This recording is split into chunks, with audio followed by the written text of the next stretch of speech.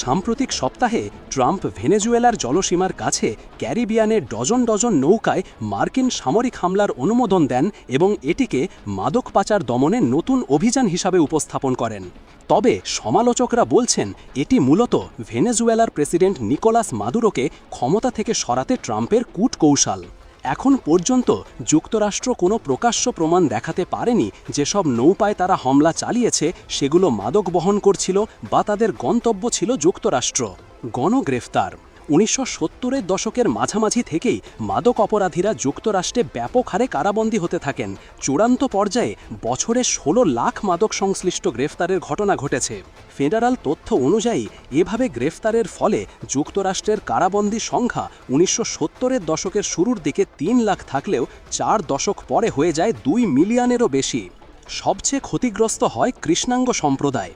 বিভিন্ন জাতিগোষ্ঠীতে মাদকের ব্যবহার থাকলেও কৃষ্ণাঙ্গদের গ্রেফতারের হার বহু বছর ধরেই বেশি।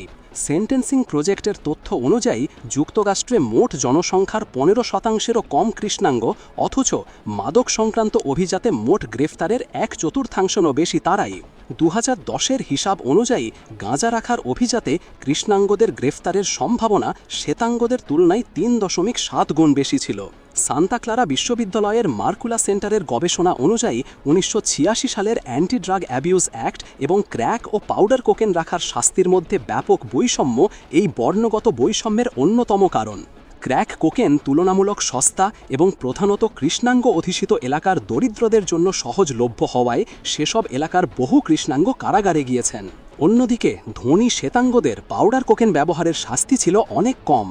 এর পাশাপাশি মাদক দমনের মাধ্যমে সামগ্রিক অপরাধ কমবে এমন যুক্তিও কার্যকর ফল দেয়নি। রিগানের 1984 সালের অপরাধ বিষয়ক আইন পাশের পর যুক্তরাষ্ট্রে হত্যার হার বরং বাড়ে এবং 1991 সাল পর্যন্ত তা বাড়তেই থাকে। একই সময়ে আসক্তিকে জনস্বাস্থ্য সংকট হিসাবে বিবেচনা করতেও যুক্তরাষ্ট্র ব্যর্থ হয়েছে। আইনের প্রয়োগ বাড়লেও চিকিৎসা ও মানসিক স্বাস্থ্য সহায়তায় ব্যয় কমে যায়। ব্যবহার কমার পরিবর্তে পরিবেশ পরিস্থিতি মানুষকে মাদকের আরও জটিল রূপের দিকে ঠেলে দেয়। এ সংক্রান্ত অপরাধ কমাতে মাদক রাখার অপরাধকে দমনের ওপর জোর দেওয়ার সেই প্রবণতা এখনও বদলায়নি। 2020 সালে পুলিশ 11 লাখেরও বেশি মানুষকে গ্রেফতার করে, অধিকাংশকেই মাদক রাখার অভিযাতে।